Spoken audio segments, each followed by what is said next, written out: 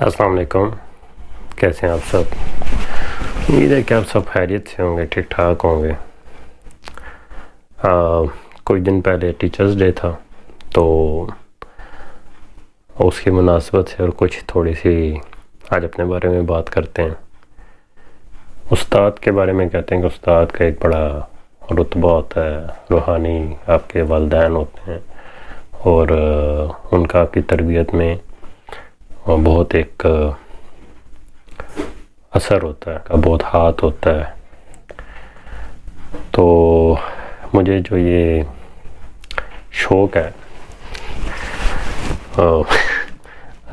اپنے چیزوں کا خیال رکھنے کا، جس بارے میں میں اکثر ویڈیو بھی بناتا رہتا ہوں، آپ لوگوں کو بھی کہتا رہتا ہوں، لباس کا خیال رکھنے کا، اچھا دکھنے کا، تو آج میں اس بارے میں آپ سے بات کرنے کے لیے اس ویڈیو میں آیا ہوں۔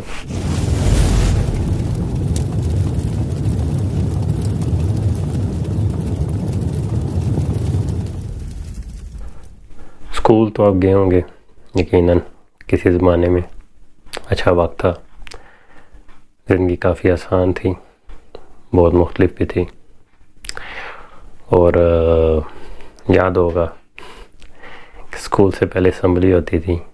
اسمبلی کے اختتام پہ سب کا لباس، یونیفارم دیکھا جاتا تھا، صاف ہے یا نہیں، بیج لگایا ہوا ہے، ٹائی، اس وقت الاسٹک والی ٹائی ہوتی تھی، اور ابھی بھی میرے خیال میں چھوٹے بچوں کے لیے وہی ٹائی ہوتی ہے، اور شوز آپ کے صاف ہیں یا نہیں۔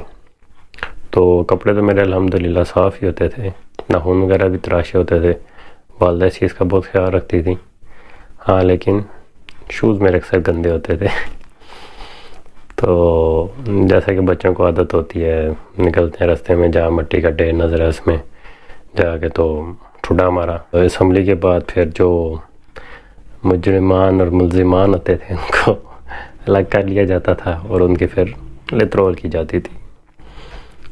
تو ہمیں بھی ایک دن ایسے ہی نکالا گیا، سب کو، مختلف کلاسوں کے بچے تھے، کچھ چھوٹا سا اسکول تھا، پرائیویٹ اسکول، اتنے زیادہ تعداد نہیں تھی اس میں، لیکن کچھ 5 7 8 ملزمان جو تھے ان کو نکالا گیا، اور ہمیں پیش کیا گیا ہمارے پرنسپل کے سامنے۔ اس دن ہمارے پرنسپل قریشی صاحب، مجھے ان کا پورا نام ابھی نہیں یاد، وہ ہومیو کے ڈاکٹر بھی تھے، اور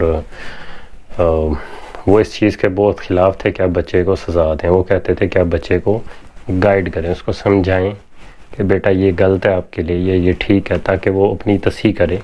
ایسا نہیں کہ آپ اس کو سزا دیں اور بعد میں وہ اس کو فائدہ تو نہیں، اس کو سمجھ نہیں آئے گا۔ تو وہ اس چیز کے بہت خلاف تھے۔ تو اس دن ہم بڑے خوش تھے کہ آج قریشی صاحب آئے ہوئے ہیں اور آج ہماری لترول نہیں۔ بہرحال جب ان کو عدالت میں ہمیں پیش کیا گیا تو انہوں نے بھی پوچھا، جن بچوں کے ناخن بڑے ہوئے تھے ان سے پوچھا، بھئی آپ ناخن کیوں نہیں کٹواتے؟ تو جیسے بچے عموماً کہتے ہیں کہ ناخن کٹواتے مجھے درد ہوتا ہے اور یہ وہ، تو انہوں نے بچوں کو سمجھایا کہ بھی آپ اس میں ڈرٹ جاتی ہے، اس میں جرمز جاتے ہیں، اور جب آپ کھاتے ہیں تو وہ آپ کے اندر جاتے ہیں اور آپ بیمار ہو جاتے ہیں، اور آپ بیمار رہیں گے تو آپ کو ڈاکٹر کے پاس بھی لے کے جائیں گے تو تب بھی وہ آپ کو ٹیکہ لگائے گا، الٹی دوائیاں دے گا، تو یہ آپ لازمی کٹوایا کریں یا کاٹا کریں، اور اس چیز کا خیال رکھیں۔ جن بچوں کے کپڑے گندے تھے یا استری نہیں تھے ٹھیک، ان کو بھی یہ سمجھایا کہ بھی جب آپ گھر جاتے ہیں تو جا کے ادھر کپڑے اپنے پھینک نہ دیا کریں، ان کو سنبھالا کریں، ہینگر میں لٹکائیں، کونٹھی پہ لٹکائیں، یہ کپڑے اتار کے اپنی ماما کے حوالے کریں کہ وہ اس کو سنبھال دیں۔ اور اس کے بعد باری میرے جیسے چند ایک جو تھے جن کے شوز صرف گندے تھے، تو انہوں نے پوچھا کہ بھی ہاں بھی شوز آپ کے کیوں گندے ہیں؟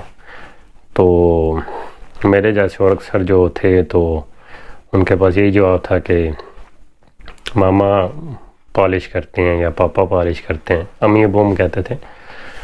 تو انہوں نے پھر کہا کہ بھی آپ خود کیوں نہیں پالش کرتے، آپ اتنے بڑے ہیں تو یہ تو آپ کو کام خود کرنا چاہیے۔ بھئی امی کو گھر میں کرنے کے اور کام بھی بہت سارے ہوتے ہیں، ابو اب کام پہ جائیں، کما کے لائیں، یا آپ شوز بیٹھ کے پالش کریں، آپ کو اس چیز کی سمجھ ہونی چاہیے۔ تو پھر جیسے بچوں کے پاس بہانے ختم نہیں ہوتے تو ہمارے پاس بھی یہ بہانہ تھا کہ شوز پالش نہیں کرنے آتے ہمیں.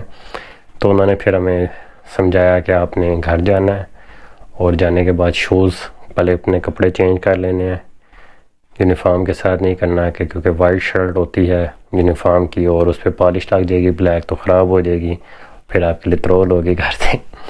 تو آپ نے گھر جانا ہے, شوز اتارنے ہیں, شوز کو آپ نے پہلے برش کرنا ہے, اس سے اچھے طریقے سے مٹی ساری صاف کر دینی ہے.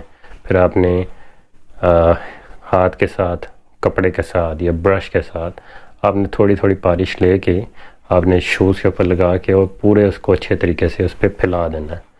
اس کے بعد اس کو رکھ دینا ہے. تھوڑی دیر کے بعد آپ نے اس کو آدھے گھنٹے بعد آپ نے اس کو ایک دفعہ اچھے سے برش کو مار لینا ہے.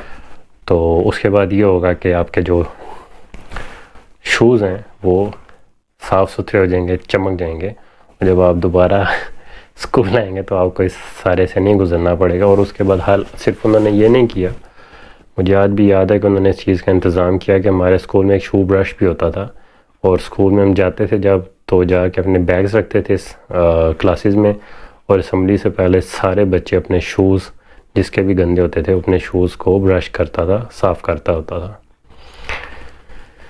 تو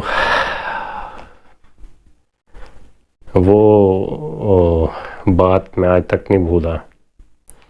میرے بال بھی سفید ہونا شروع ہو گئے, اور میں اس وقت دوسری یا تیسری کلاس میں تھا. اس سے زیادہ مجھے نہیں یقین ہے کہ میں اس سے زیادہ بڑا نہیں تھا. اور دوسری تیسری کلاس کے بچے کی اتنی عمر ہوتی ہے اب, لیکن برحال وہ جو انہوں نے اس وقت گائیڈ کیا وہ چیز آج تک یاد ہے, اور سمجھ میں آئی کہ اپنی چیزوں کا خود خیال رکھنا ہے. گھر والوں کو اور بھی کرنے کے بہت کام ہوتے ہیں, خصوصاً بیچاری خواتین کو, تو ان کو ہر وقت تنگ نہیں کرتے رہنا. اور جو کام آپ خود سے کر سکتے ہیں تو وہ آپ کو کرنے چاہیے, اور اس میں کوئی برائی بھی نہیں ہے. نبی پیغمبر بھی کرتے تھے, رسول اللہ صلی اللہ علیہ وسلم بھی اپنے ہاتھ سے اپنے گھر کے کام, اپنے ذاتی کام بھی فرماتے تھے, تو ہمیں بھی کرنے چاہیے. اس کے علاوہ ایسے استاد بھی ملے میں زندگی میں جو میں یہ کہتے تھے کہ آپ کچھ بھی نہیں کر سکتے, اور نام میں بھی نہیں لینا چاہوں گا, لیکن بہرحال یہ کچھ اچھا طریقہ نہیں ہے کسی بچے سے بات کرنے کا, یا اس کو یہ کہنے کا یا بتانے کا کہ آپ زندگی میں کچھ بھی نہیں کریں گے اور لٹرم بٹرم اور آپ ناکام انسان ہوں گے اور ان کا کچھ بھی نہیں ہوگا زندگی میں. اور آپ کو نہیں معلوم ہوتا کہ جو اس بچے کو آپ وہ ہوم ورک اگر نہیں کر کے لایا یا کر کے بھی لایا, یا اگر وہ کلاس میں غیر حاضر رہتا ہے, غائب دماغ ہے, تو وہ پتہ نہیں گھر میں کس پریشانی سے گزرا ہوگا, ان کے گھر کے معاملات کیسے ہوں گے, ان کے گھر کے فائنینشیل معاملات ہوں گے وہ کیسے ہوں گے. تو اس طریقے سے کسی کو کہنا کہ آپ زندگی میں کچھ نہیں کریں گے اور اس کو سب کے سامنے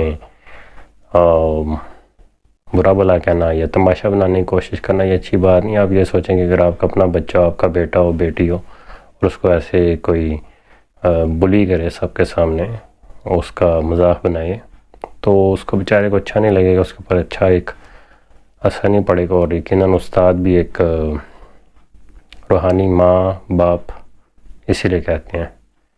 تو امید ہے کہ میرا یہ تھوڑا سا پیغام جو اینڈ پہ دیا اور جو میں نے اپنے بچپن کا ایک قصہ سنایا یہ آپ کو پسند آیا ہوگا. اور اگر ویڈیو آپ نے اینڈ تک دیکھی ہے تو ایک ریکویسٹ ہے, کچھ دن پہلے ہمارے محسن ڈاکٹر عبدالقدیر خان صاحب اس دنیا سے چلے گئے. ان کے ساتھ نامعقول سلوک رکھا, ان کے ساتھ کچھ اچھا سلوک نہیں کیا گیا ان کے ساتھ. اور میری بہت خواہش تھی کہ میں ڈاکٹر صاحب کے ساتھ ملوں اور ان کے ہاتھ چوموں, ان کی اس خدمت کے لیے جو انہوں نے ہمارے لیے کیا اس کا کوئی ہم صلہ نہیں ان کو دے سکتے. تو لیکن ہم یہ کر سکتے ہیں کہ آپ اگر یہ ویڈیو دیکھیے آپ نے اینڈ تک, تو برائے مہربانی ویڈیو ختم ہونے کے بعد ڈاکٹر صاحب کے لیے فاتحہ خوانی ضرور کیجیے گا. انشاءاللہ تعالی جلد آپ سے اگلے ویڈیو میں اگلے ہفتے 4 بجے دوبارہ ملاقات ہوگی.